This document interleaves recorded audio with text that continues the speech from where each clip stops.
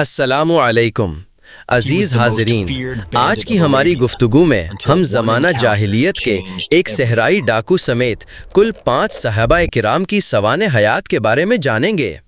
شاید اس سے پہلے آپ کو ان کے بارے میں زیادہ کچھ معلوم نہ ہو، لہٰذا میں آپ سے درخواست کروں گا کہ براہ کرم پوری گفتگو کو بغیر کسی تعطل کے کم از کم رات کو سونے سے پہلے شروع سے آخر تک توجہ سے سنیں۔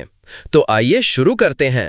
رافع کے سامنے اسلام کا ظہور ہوا، لیکن اس نے اس پر نگاہ تک نہیں ڈالی اور نہ ہی کوئی توجہ دی۔ اس کی وجہ یہ تھی کہ وہ اس وقت عرب کے مختلف علاقوں میں لوٹ مار میں مصروف تھا اور قیمتی اونٹوں کے ریوڑ چرانے میں مشغول تھا۔ عزیز حاضرین، یہ نہ سوچیں کہ رافع کسی قبیلے کا سردار تھا یا اس کی کوئی جنگی فوج تھی یا اسے مدد کرنے والا کوئی قبیلہ تھا۔ رافع ان میں سے کچھ بھی نہیں تھا، وہ ان کے قریب بھی نہیں تھا۔ وہ صحرا کا بیٹا ایک بدو تھا، اس نے خود کو ہی اپنی فوج بنا لیا تھا۔ وہ عرب کے مختلف خاندانوں پر بالکل اکیلے لوٹ مار اور حملہ کرتا تھا۔ وہ ان کی قیمتی املاک چھین کر محفوظ طریقے سے ڈھیروں مال کے ساتھ واپس آ جاتا تھا۔ عزیز سامعین، آپ یقیناً سوچ رہے ہوں گے کہ ان علاقوں میں جہاں رافع لوٹ مار کرتا تھا، کیا کوئی ایک بھی ایسا بہادر ہیرو نہیں تھا جو اس قاتل کو روک سکے اور اپنے قیمتی اونٹوں کو بچا سکے؟ کیا اسے دبانے والا کوئی نہیں تھا؟ بلا شبہ صحرا کے بیٹوں یعنی بدوؤں میں ایسے بہت سے لوگ تھے جو رافع سے حوصلے، بہادری اور خطرہ مول لینے میں کسی بھی لحاظ سے کم نہیں تھے۔ لیکن مسئلہ کہیں اور تھا۔ ان میں سے کوئی بھی رافع کی طرح صحرا کے رازوں کے بارے میں اتنا جاننے والا نہیں تھا، اور ان میں سے کسی کے پاس بھی صحرا کی گہری وسعتوں میں گھومنے کی طاقت اور تجربہ نہیں تھا۔ آخر کار عرب قوم کے درمیان اس کی پہچان قائم ہو گئی کہ وہ صحرا کی ریت کے بارے میں سب سے زیادہ تجربہ کار اور صحرا کے راستوں کے بارے میں سب سے زیادہ ماہر ہے۔ جب رافع کسی قوم پر لوٹ مار کرنے کا فیصلہ کرتا تو وہ بہت سے شتر مرغ کے انڈے جمع کرتا اور انہیں پانی سے بھر دیتا تھا، پھر انہیں صحرا کے اندر اتنی دور چھوڑ آتا جہاں کبھی کسی انسان کا قدم نہ پڑتا۔ اس کے بعد اپنی مرضی کے مطابق کسی علاقے میں لوٹ مار کرتا اور اپنے اونٹوں کے ریوڑ کو لے کر خطرناک اور گہرے صحرا کی طرف بڑھنا شروع کر دیتا، جس کے پوشیدہ راز اس نے کسی کو نہیں بتائے تھے۔ جب وہ صحرا کی خطرناک سرحد میں داخل ہو جاتا تو اونٹوں کے ریوڑ کے مالک اور چرواہے جو لٹیرے کا پیچھا کرتے ہوئے اتنی دور تک آئے تھے، وہیں سے پیاسے ہو کر یا راستہ بھول کر مر جانے کے خوف سے واپس لوٹ جاتے۔ ہجرت کے 9ویں سال میں رسول اللہ صلی اللہ علیہ وسلم نے عمرو بن العاص رضی اللہ عنہ کو ایک چھوٹے سے دستے کا امیر بنا کر طائف کے علاقے میں بھیجا۔ آپ صلی اللہ علیہ وسلم نے انہیں ہدایت دی کہ وہ اس علاقے کے اسلام قبول کرنے والے عربوں کو رومیوں کے خلاف جنگ کی دعوت دیں اور اس مقصد کے لیے ان کے ساتھ شام کی طرف روانہ ہوں، اور جو لوگ اسلام قبول نہیں کیے تھے ان کے ساتھ دوستانہ سلوک کریں تاکہ وہ دشمنوں کے ساتھ شامل نہ ہو سکیں۔ عمرو بن العاص رضی اللہ عنہ کی قیادت میں بننے والی فوج میں ابو بکر صدیق، عمر بن الخطاب اور رسول اللہ صلی اللہ علیہ وسلم کے بڑے صحابہ کرام کا ایک گروہ شامل تھا۔ وہ چلتے چلتے جب طائف کے پہاڑوں تک پہنچے تو وہ راستہ بھول گئے اور پریشانی کے عالم میں بھٹکتے ہوئے جان کے خطرے سے خوفزدہ ہو گئے۔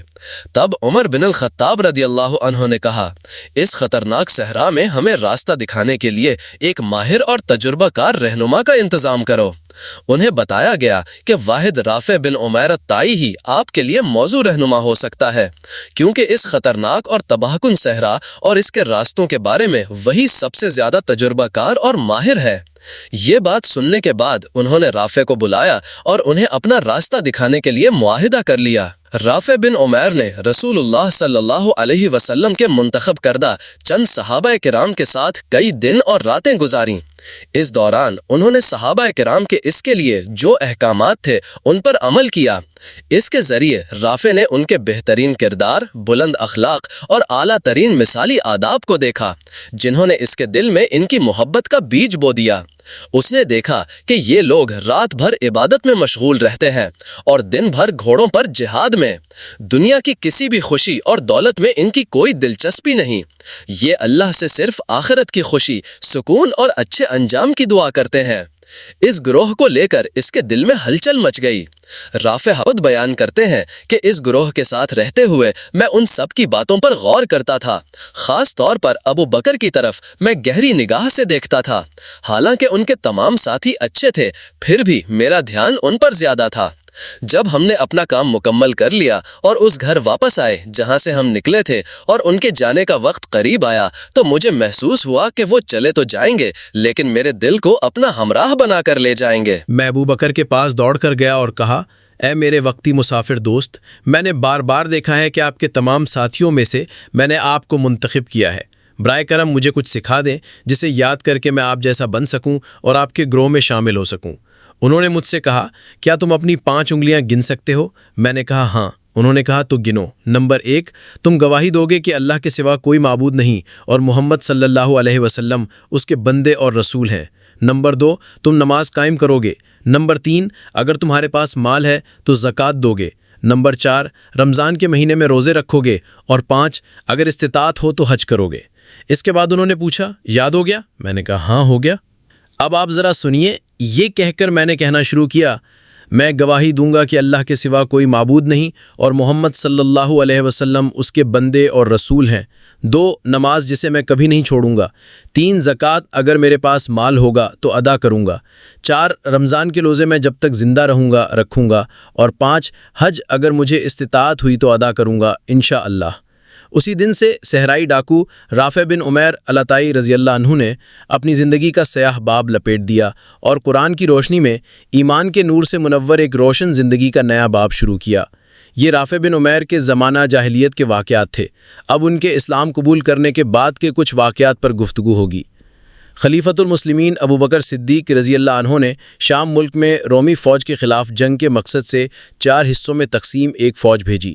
اللہ کے راستے میں جہاد کرنے والا یہ دستہ ایک کے بعد ایک علاقے کو فتح کرتا ہوا اور اللہ کے بندوں کو دین اسلام کا راستہ دکھاتا ہوا آگے بڑھتا رہا۔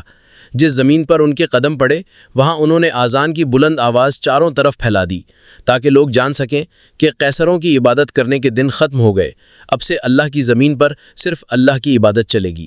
آخرکار یہ دستہ دمشق کی اونچی زمین تک پہنچ گیا۔ اس کے بعد وہاں سے شام کے وسط میں واقع حمص شہر کے لیے روانہ ہوا۔ رومی فوج نے پہلے مسلم فوج کو کوئی اہمیت نہیں دی، لیکن بعد میں جب انہوں نے دیکھا کہ وہ فوجی دستہ ایک کے بعد ایک اپنی بڑی فوجوں کو شکست دے کر ان کی فوج کو نیست و نابود کرنے کے قریب پہنچ رہا ہے، تب انہیں ہوش آیا اور انہوں نے انطاکیہ میں اپنی بڑی فوج کو جمع کر لیا۔ قسطنطنیہ کی سلطنت کے تمام اطراف سے انہوں نے فوجی مدد طلب کی۔ اس طرح وہاں 2.5 لاکھ جنگجو جمع کیے گئے۔ اب اس طاقتور اور بڑی فوج کو مسلم فوج کے سامنے دھکیل دیا گیا۔ انہوں نے اب رومیوں کے ہارے ہوئے علاقوں کو ایک ایک کر کے دوبارہ حاصل کرنا شروع کر دیا۔ اب یہ فوج مسلم فوجی دستے کو ختم کرنے کی دھمکی بن گئی۔ مسلم فوج نے فوری طور پر خراب حالات کی تفصیل مدینہ بھیجی اور خلیفہ سے جلد از جلد مدد بھیجنے کی فریاد کرنے لگی۔ اس وقت خالد بن ولید رضی اللہ عنہ عراق میں تھے۔ وہ وہاں ایک بڑی فاتح فوج کے سپہ سالار کے طور پر موجود تھے۔ خلیفہ ابو بکر صدیق رضی اللہ عنہ نے فوری طور پر بھیجے گئے قاصد کے ذریعے انہیں یہ ہدایت بھیجی کہ شام میں رومی فوج کے خلاف بھیجی گئی مسلم فوج شدید مشکلات کا سامنا کر رہی ہے۔ اس تباہی کے دہانے پر کھڑی فوج کی مدد کے لیے خط ملتے ہی وہ فوراً روانہ ہو جائیں۔ خالد بن ولید رضی اللہ عنہ نے خلیفہ کے حکم کا فوراً جواب دیا۔ رافع بن عمیر علتائی رضی اللہ عنہ 10,000 زبردست مسلم سپاہیوں کے ساتھ شام میں مصیبت زدہ سپاہیوں کی مدد کرنے کے مقصد سے روانہ ہو گئے۔ خالد بن ولید رضی اللہ عنہ کے سامنے تب 2 بڑے چیلنج تھے۔ پہلا چیلنج یہ تھا کہ اس عظیم لشکر کے ساتھ جلد از جلد شام میں سیریا پہنچنا۔ دوسرا چیلنج یہ تھا کہ کسی ایسے راستے سے جانا جس میں رومی فوج کا آمنا سامنا نہ ہو تاکہ بغیر کسی رکاوٹ کے مسلم لشکر تک پہنچا جا سکے۔ ان 2 چیلنجز کو سامنے رکھتے ہوئے انہوں نے اپنے ساتھیوں کو بلا کر مشورہ کیا۔ انہوں نے کہا، کون ہے جو مجھے اس طرح کے راستے سے لے جا سکے گا؟ ٹھیک اسی وقت آج کی ہماری گفتگو کا مرکزی کردار ایک وقت کا صحرائی ڈاکو رافع بن عمیر علتائی رضی اللہ عنہ کہتے ہیں، محترم امیر، میں آپ کو رومی فوج کا سامنا کرائے بغیر جلد از جلد شام لے جا سکتا ہوں۔ انہوں نے پوچھا، کیسے لے جاؤ گے؟ رافع نے کہا، کسی آبادی والے راستے سے نہ جا کر ہم مکمل طور پر صحرا کے اندر سے جائیں گے۔ کرک سے شروع کریں گے، شیوا اور عرق پار کر کے تدمر کے صحرا میں جائیں گے۔ تدمر پہنچتے ہی ہم سیریا کے وسط میں واقع حمص کے پیچھے پہنچ جائیں گے، وہیں سے آپ مسلم لشکر سے رابطہ کر سکیں گے۔ اس سے رومی فوج ہمیں دیکھ کر حیران ہو جائے گی، انہیں سمجھ ہی نہیں آئے گا کہ ہم آسمان سے اترے یا زمین پھاڑ کر نکل آئے۔ خالد بن ولید نے پھر پوچھا، ہم اونٹ، گھوڑے اور انسان ملا کر 20,000 سے زیادہ ہیں۔ اس عظیم لشکر کے لیے اس صحرا میں پانی کا انتظام کیسے ہوگا؟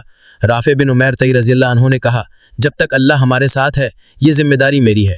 خالد بن ولید نے جب قیادت کرنے والے فوجی افسروں سے مشورہ مانگا تو انہوں نے کہا، محترم سپہ سالار، صحرا کے راستے مت جاؤ، کیونکہ کرک سے سفر شروع کر کے شیوا عبور کرنے میں کم از کم 5 دن لگتے ہیں۔ اس کے علاوہ یہ ایک ایسا خطرناک صحرا ہے جہاں پانی کا ایک قطرہ بھی نہیں ملے گا، چلنے کا کوئی راستہ بھی نہیں ہے۔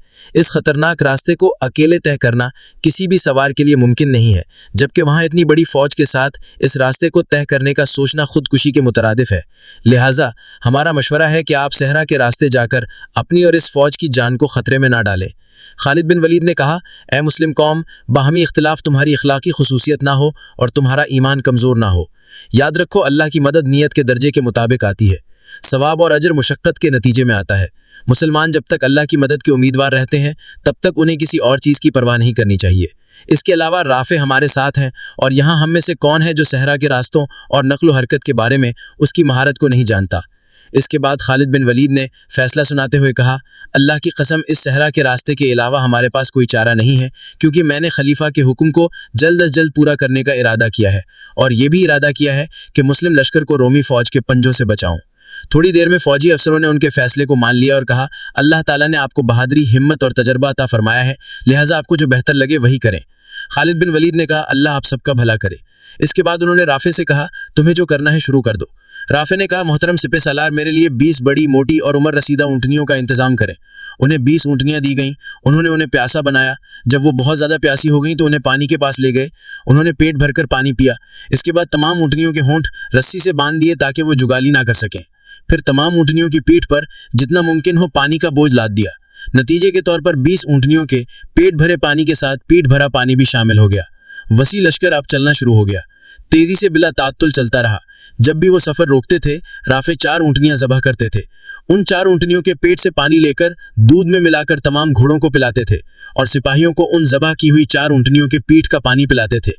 جب لشکر نے سفر کے 5 مراحل طے کیے اور سارا پانی ختم ہو گیا تو رافع کو لشکر کو پانی کے چشمے کا پتہ بتانے پر مجبور ہونا پڑا۔ اس وقت اللہ کی مرضی سے رافع رضی اللہ عنہ کی آنکھوں میں شدید بیماری لگ گئی اور سوج گئیں۔ انہیں تقریباً کچھ بھی نظر نہیں آ رہا تھا۔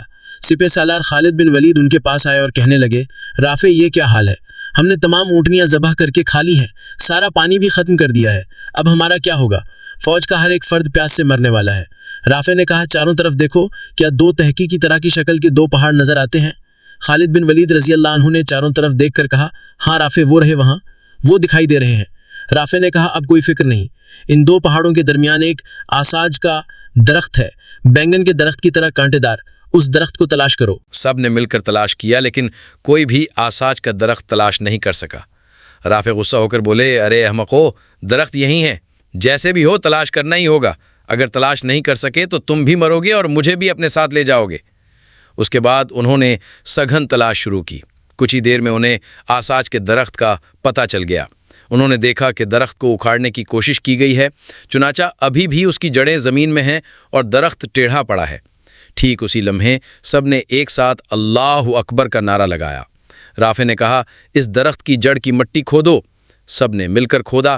اس کے نیچے سے شفاف، صاف اور میٹھے پانی کا چشمہ پھوٹ پڑا۔ سبھی شدید خوشی میں تکبیر اور تحلیل کا ورد کرنے لگے۔ سب نے رافع کا شکریہ ادا کیا اور انہیں مبارکباد دی۔ رافع نے ان سے کہا، تمام تعریفیں اللہ کے لیے ہیں، میں اپنے والد کے ساتھ 30 سال پہلے اس جگہ سے گزرا تھا، اس کے بعد آج تک ایک بار بھی اس راستے پر نہیں چلا۔ فوج نے سفر جاری رکھا۔ وہ دمشق کے زرخیز اور دلکش نخلستان غوطہ کی اونچی ٹیلیوں کے پاس پہنچ گئے۔ خالد بن ولید رضی اللہ عنہ نے رسول صلی اللہ علیہ وسلم کا ایک جھنڈا رافع رضی اللہ عنہ کے ہاتھ میں اٹھایا، انہیں ہدایت دی کہ جھنڈا وہاں گاڑ دیں۔ انہوں نے گاڑ دیا۔ اس کا نام العقابہ تھا۔ اس کے بعد خالد بن ولید رضی اللہ عنہ کی فوج 4 جماعتی مسلم فوج سے مل گئی جو اتنے دنوں سے ان کی آمد کا انتظار کر رہی تھی۔ وہ یرموک کی جنگ میں کود پڑے، جہاں عظیم اللہ نے مشرکوں کے گروہ کی ناک کاٹ کر انہیں ذلیل کیا ہے اور اسلام کا جھنڈا بلند کیا ہے، اور یہ تاریخ کے سب سے بڑے فیصلہ کن جنگوں میں سے ایک تھا۔ آخرکار رافع بن عمیر رضی اللہ عنہ، جنہیں کچھ دیر پہلے صحرا کا ڈاکو کہا جاتا تھا، وہ رافع الخیر یعنی بہترین رافع بن گئے۔ انہیں یہ لقب دینے کی وجہ یہ تھی کہ غریبوں کے لیے ان کا بے پناہ سخاوت اور احسان تھا۔ وہ مساجد کے لوگوں کو اپنی محنت کی کمائی سے کھانا کھلانے کی کوشش کرتے تھے اور خود ایک ہی لباس میں خوش رہتے تھے، جس لباس میں وہ گھر میں رہتے تھے اسی لباس میں مسجد جاتے تھے۔ عزیز حاضرین، اس میں تعجب کی کوئی بات نہیں، کیونکہ رافع بن عمیر رضی اللہ عنہ نے کچھ عرصے کے لیے محمد رسول اللہ صلی اللہ علیہ وسلم کے مدرسے میں شاگردی اختیار کی تھی۔ اس وقت ان کے دل میں ایمان کی ایک جھلکتی ہوئی شعلہ روشن ہو گئی تھی، اور اس طرح وہ صحرا کے ڈاکو سے ایک حقیقی انسان میں تبدیل ہو گئے۔ اب ہم یزید بن ابی سفیان رضی اللہ عنہ کے بارے میں جانیں گے۔ یزید ابو سفیان کے سب سے اچھے بیٹے تھے۔ انہیں یزید الخیر یعنی بہترین یزید کہا جاتا تھا۔ یہ ایک بہترین نسبی قریشی نوجوان تھے، والدین کے لحاظ سے سب سے زیادہ معزز۔ علم، ذہانت اور فہم و فراست میں، عزت و وقار میں وہ ایک مکمل قریشی نوجوان تھے۔ اسی وجہ سے قوم کے لوگوں نے انہیں یزید الخیر کا لقب دیا تھا۔ جس وقت رسول اللہ صلی اللہ علیہ وسلم کو نبوت عطا ہوئی، اس وقت یزید بن ابو سفیان ایک نوجوان تھے جو ابھی بلوغت کی دہلیز پر قدم رکھ رہے تھے۔ ان کے گہرے علم، ذہانت اور فہم و فراست کی وجہ سے یہ مناسب ہوتا کہ وہ اسلام کی طرف مائل ہوتے اور اسی دین کی راہ پر چلتے، جیسا کہ ان کی بہن ام المومنین رملہ بنت ابی سفیان رضی اللہ عنہا نے کیا۔ لیکن یہ قریشی نوجوان اپنے والد ابو سفیان بن حرب کی اعلیٰ حیثیت اور قیادت کا ہمیشہ احترام کرتا رہا، جس کے نتیجے میں انہوں نے اپنے والد کے اسلام قبول کرنے کے بعد ہی اسلام قبول کیا، اور یہ فتح مکہ کے سال رمضان کے مہینے میں ہوا۔ جب یزید بن ابی سفیان نے اسلام قبول کیا تو رسول کریم صلی اللہ علیہ وسلم خوش ہوئے، کیونکہ ان میں انسانیت اور مہذب انسان کے اوصاف پائے جاتے تھے۔ مزید یہ کہ انہیں امید تھی کہ ان کے ذریعے اسلام اور مسلم قوم کا بھلا ہوگا۔ حنین کی جنگ کے بعد رسول صلی اللہ علیہ وسلم نے ان کے اعزاز میں بہت اہم کردار ادا کیا۔ آپ صلی اللہ علیہ وسلم نے انہیں 100 اونٹ دیے اور 40 اوقیہ یعنی وزن کی اکائی چاندی دینے کا حکم فرمایا۔ بعد میں بلال حبشی رضی اللہ عنہ نے اسے وزن کر کے ان کے حوالے کر دیا۔ جب خلافت کی ذمہ داری ابو بکر صدیق رضی اللہ عنہ کے ہاتھ میں آئی تو اس اموی جنگی جو کی شدید برداشت، سچی لگن، علم و حکمت کی بصیرت اور ایمان و یقین کی گہرائی ان سے پوشیدہ نہ رہی۔ لہٰذا انہوں نے چاہا کہ ان منفرد قوتوں اور خصوصیت کو اسلام اور مسلم قوم کی خدمت میں لگایا جائے۔ لیکن خلیفہ ابو بکر صدیق رضی اللہ عنہ کو اس قریشی نوجوان کے بارے میں قیادت کے تکبر اور دھوکہ دہی کا اندیشہ تھا۔ وہ سرکاری عہدوں کے بے جا استعمال سے ڈرتے تھے۔ اسی وجہ سے انہوں نے اس سے بلا کر کہا، اے یزید، تم ایک نوجوان ہو، لوگ تمہیں تمہارے اچھے کاموں سے یاد رکھیں گے۔ میں تمہیں تھوڑا پرکھنا چاہتا ہوں، دیکھنا چاہتا ہوں کہ تم کیسے ہو۔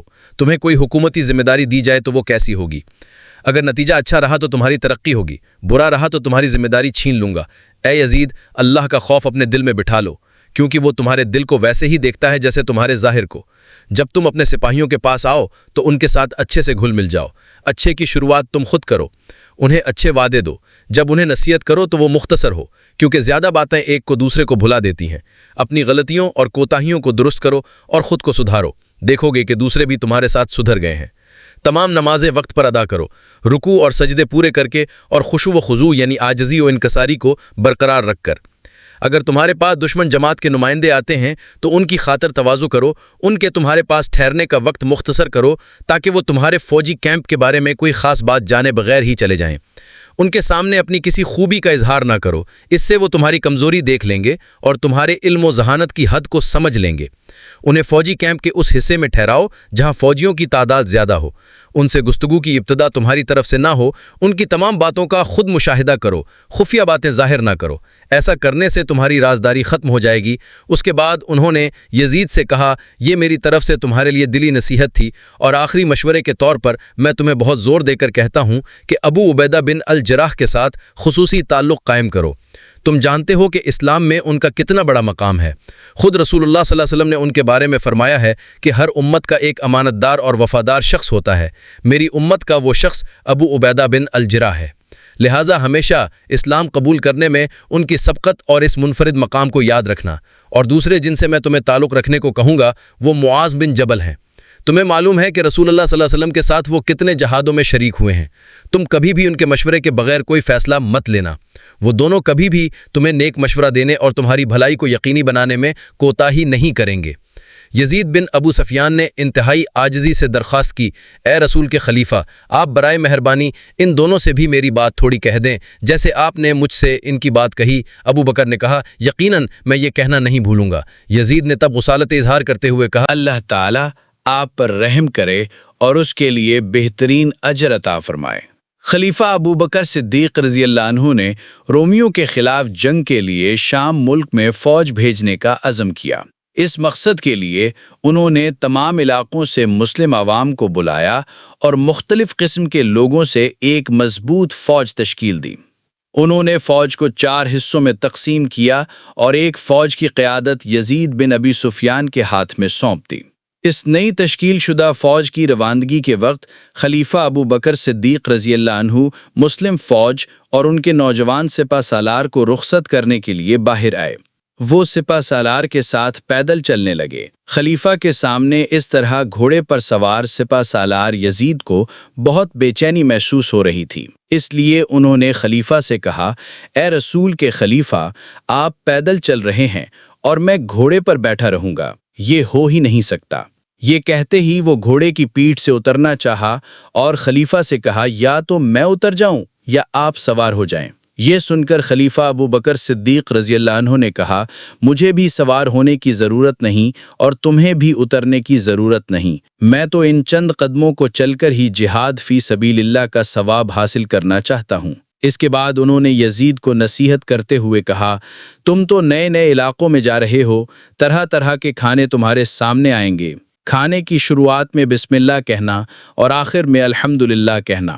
تکبر سے ہوشیار رہنا، کبھی بھی کسی عورت، چھوٹے بچے اور بوڑھے کو قتل نہ کرنا، کوئی پھلدار درخت نہ کاٹنا اور رہنے کے گھروں کو خراب نہ کرنا، بلا وجہ اونٹ اور بکری کو قتل نہ کرنا سوائے کھانے کے لیے ذبح کرنے کے، کھجور کے باغ کو جلا کر یا کسی اور طریقے سے خراب نہ کرنا، کسی سے حسد نہ کرنا، دشمنی نہ رکھنا، بزدلی اور کمزوری کا مظاہرہ نہ کرنا۔ مسلم سپاہی جب یرموک پہنچے تو انہوں نے رومی سپہ سالار کو خبر بھیجی کہ ہم آپ سے بات کرنا چاہتے ہیں۔ وہ بات کرنے پر راضی ہو گئے۔ یزید بن ابی سفیان چند ممتاز صحابہ اکرام کے ساتھ ان کے پاس گئے۔ جا کر دیکھا کہ رومی سپہ سالار نے خود اور بڑے بڑے فوجی افسروں کے لیے ریشم کے بڑے بڑے خیمے اور شاندار شامیانے لگائے ہوئے تھے۔ وہ وہاں پہنچنے کے بعد یزید اور ان کے ساتھیوں نے اندر داخل ہونے سے انکار کر دیا۔ انہوں نے سپہ سالار سے کہا کہ ریشم کا استعمال مردوں کے لیے ہم جائز نہیں سمجھتے، لہٰذا آپ باہر آئیں۔ ناچار وہ خود ہی باہر آ کر بات چیت کی، لیکن ان کی اس بات چیت سے کوئی فائدہ نہ ہوا۔ اس کے بعد یرموک کے میدان جنگ میں دونوں فریق آمنے سامنے ہوئے۔ ایک طرف ایمان کے ہتھیار سے لیس ایک چھوٹا دستہ، دوسری طرف کفر اور گناہوں کے بوجھ سے بھرا ایک بڑا دستہ۔ ٹھیک اسی لمحے ابو سفیان، جو اس وقت بہت بوڑھے تھے، بیٹے یزید کے پاس جا کر بولے، اے میرے بیٹے، تمہیں اب تقوی اور صبر کو مضبوطی سے تھام لینا چاہیے۔ اس وقت ہر مسلمان کو چاروں طرف سے موت نے گھیر رکھا ہے، اور تم اور تمہارے جیسے دوسرے فوجی افسران اور بھی زیادہ موت کے خطرے میں ہیں۔ لہٰذا اے میرے بیٹے، اللہ کو یاد کرو، اپنی عزت برقرار رکھو، جنگ میں ثواب حاصل کرنے اور صبر کرنے میں کوئی اور تم سے زیادہ دلچسپی نہ لے سکے، اور کوئی بھی اسلام کے دشمنوں کے خلاف تم سے زیادہ ہمت نہ دکھا سکے۔ والد کی نصیحت سن کر یزید رضی اللہ عنہ نے کہا، اے والد، انشاءاللہ میں ضرور تمام باتوں پر عمل کروں گا۔ اس کے بعد انہوں نے اپنی فوج کے ساتھ رومی فوج پر ایسا حملہ کیا کہ وہ ٹک نہ پائے اور پیچھے ہٹنے پر مجبور ہو گئے۔ یزید بن ابی سفیان رضی اللہ عنہ میں جب بھی سکون کا احساس پیدا ہوتا تھا تو وہ شرحبیل بن حسنہ کی آواز میں سنتے تھے کہ یقیناً اللہ تعالیٰ نے مومنوں کی جان و مال جنت کے بدلے خرید لیے ہیں۔ اس کے بعد وہ پھر کہتے جاتے تھے کہ کہاں ہے وہ گروہ جس نے اپنی جانیں اللہ کے لیے بیچ دیں اپنے رب کی رضا کے عوض؟ کہاں ہے وہ جو اللہ کی قربت کے لیے بیتاب ہیں؟ اس طرح ہر بار جب وہ شرحبیل کی باتیں سنتے تھے تو ان کے اندر نئے سرے سے شدید بیداری اور جذبہ پیدا ہوتا تھا۔ وہ پھر نئے جوش کے ساتھ جنگ میں کود پڑتے تھے۔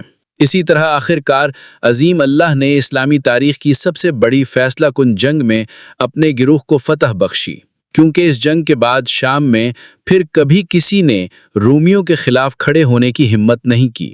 مختلف جہادوں کے میدانوں میں یزید بن ابی سفیان رضی اللہ عنہ کی فتوحات کا سلسلہ جاری رہا۔ اسی طرح آخرکار وہ ان مشہور 4 سپہ سالاروں میں سے ایک بن گئے جن کے ہاتھوں اللہ تعالیٰ نے دمشق کو آزادی عطا فرمائی۔ اس کے بعد انہوں نے اپنا جہاد جاری رکھا۔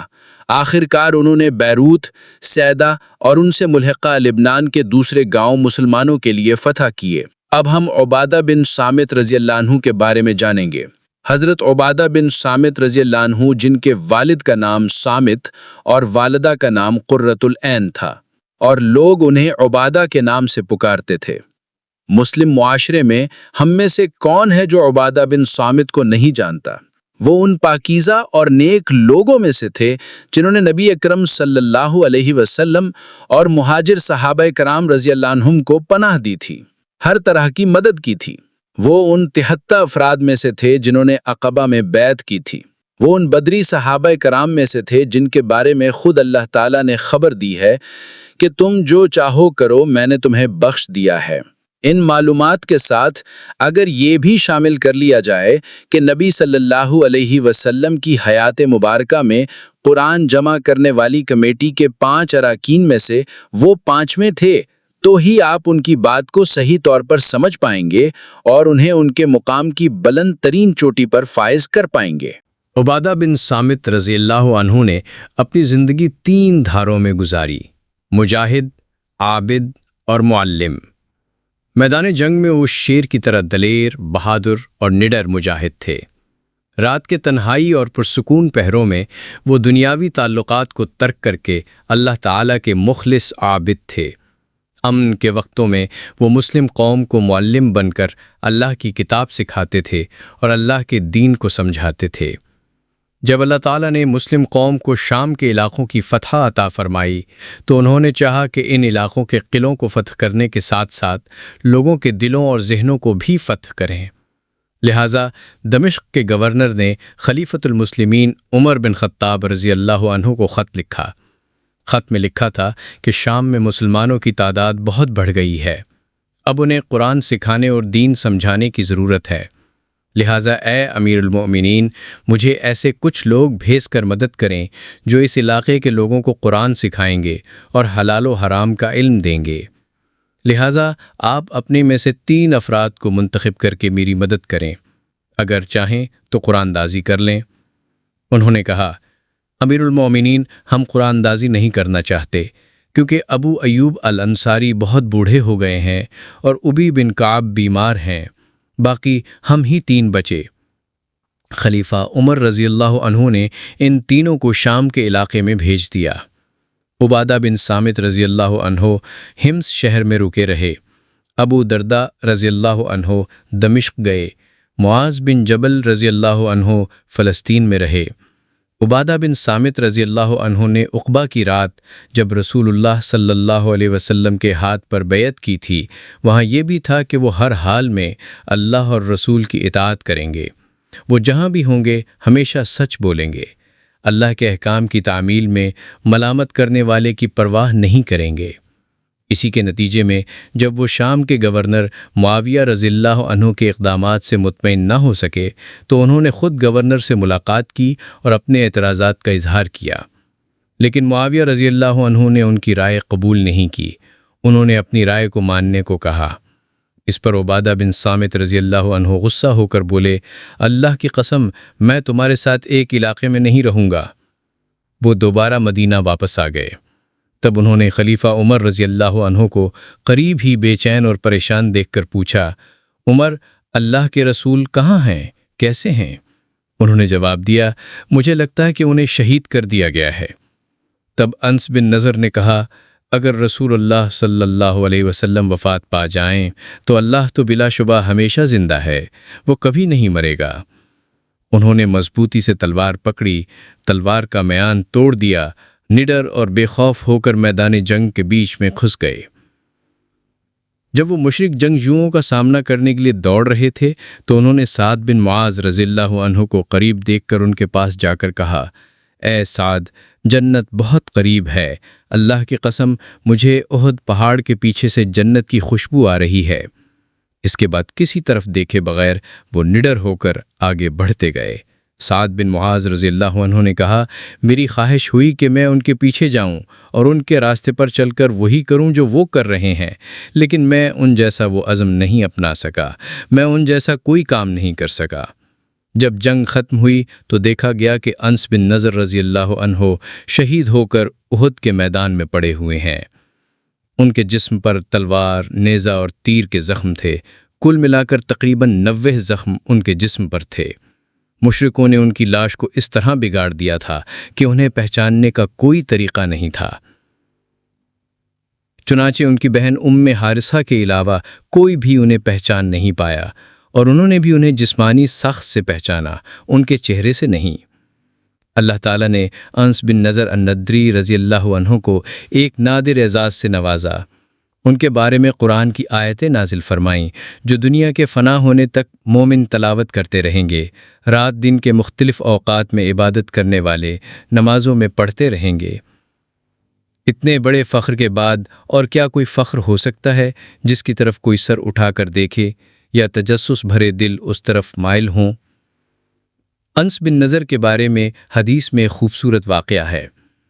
ان کے بارے میں نازل ہونے والی قرآنی آیت کے بارے میں بھی ایک انوکھا واقعہ ہے۔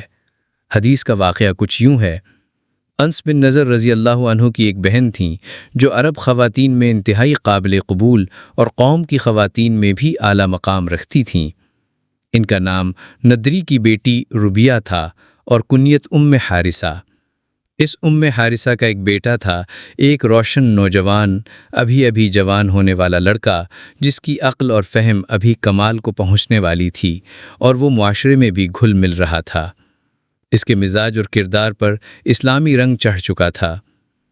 غزوہ بدر سے چند دن پہلے وہ رسول اللہ صلی اللہ علیہ وسلم کے سامنے آئے تو آپ نے ان کی طرف نرمی اور شفقت سے دیکھا اور پوچھا، اے حارثہ، تم نے صبح کیسی گزاری؟ انہوں نے جواب دیا، اللہ پر پختہ یقین رکھنے والے مومن کی حیثیت سے۔ رسول اللہ صلی اللہ علیہ وسلم نے فرمایا، اے حارثہ، غور کرو تم کیا کہہ رہے ہو، ہر بات کی ایک حقیقت ہوتی ہے۔ جواب میں حارثہ نے کہا، یا رسول اللہ، ام حارثہ کا دانت توڑا جائے گا۔ اللہ کی قسم یہ نہیں ہو سکتا، اس کا دانت نہیں توڑا جائے گا۔ رسول اللہ صلی اللہ علیہ وسلم نے اسے مخاطب کر کے فرمایا، اے انس، یہ خود اللہ کا فیصلہ ہے۔ انس بن نضر کچھ کہنے ہی والے تھے کہ اس سے پہلے رسول اللہ صلی اللہ علیہ وسلم نے لڑکی کے سخت اور ضدی گھر والوں کی طرف نظر ڈالی۔ اچانک ان کی نظروں نے دیکھا کہ وہ ریشم سے بھی زیادہ نرم اور روئی سے بھی زیادہ نرم ہیں۔ اچانک انہوں نے محسوس کیا کہ جیسے کوئی مخفی طاقت انہیں ان کی مرضی کے خلاف دوسری طرف لے جا رہی ہے۔ اسی وجہ سے وہ رسول اللہ صلی اللہ علیہ وسلم کے پاس آ کر کہنے لگے، یا رسول اللہ، ہاں، اس کا دانت نہیں توڑا جائے گا، ہم نے اسے معاف کر دیا ہے۔ اے اللہ کے رسول، ہم مقدمے کا دعویٰ واپس لیتے ہیں۔ تب رسول اللہ صلی اللہ علیہ وسلم نے انس بن نضر رضی اللہ عنہ کی طرف مسحور کرن اور نرم نگاہوں سے دیکھ کر فرمایا، اللہ کے بہت سے پیارے بندے ایسے ہیں کہ جب وہ اللہ کی قسم کھاتے ہیں تو اللہ اسے پورا کر دیتا ہے۔ ان کے بارے میں قرآن کی آیت نازل ہوئی جسے رات دن کے مختلف پہروں میں مسلم قوم تلاوت کرتی رہے گی اور دنیا کے فنا ہونے تک تلاوت جاری رہے گی۔ اللہ تعالیٰ ان کے بارے میں نازل فرماتا ہے، ایمان والوں میں سے بعض نے اللہ سے جو عہد کیا تھا اسے پورا کر دکھایا۔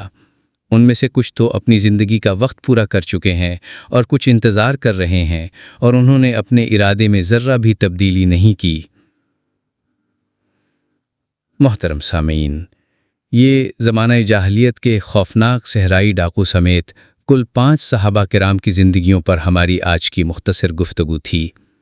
میں اسلامی تاریخ اور روایات کو جاننے اور آپ تک پہنچانے کی کوشش کرتا ہوں، اور ہمیشہ سچی تاریخی باتوں کو آپ کے سامنے پیش کرنے کی بھی کوشش کرتا ہوں۔ اس کے باوجود مجھ سے غلطیاں اور کوتاہیاں ہو سکتی ہیں۔ اگر آپ کی نظر میں کوئی بڑی غلطی آئے تو برائے مہربانی تبصرے کے ذریعے مجھے درست کرنے کی مہربانی کریں، میں شکر گزار ہوں گا۔ اور چھوٹی موٹی غلطیوں کو معافی کی خوبصورت نظر سے دیکھنے پر مجھے حوصلہ ملے گا۔ سب سے بڑھ کر اگر گفتگو اچھی لگی ہو تو ایک لائک کر سکتے ہیں، نشر و اشاعت کے لیے اس گفتگو کو شیئر کر سکتے ہیں، اور اس طرح کی مزید گفتگو سننے کے لیے برائے مہربانی چینل کو سبسکرائب کر سکتے ہیں۔ السلام علیکم ورحمۃ اللہ وبرکاتہ.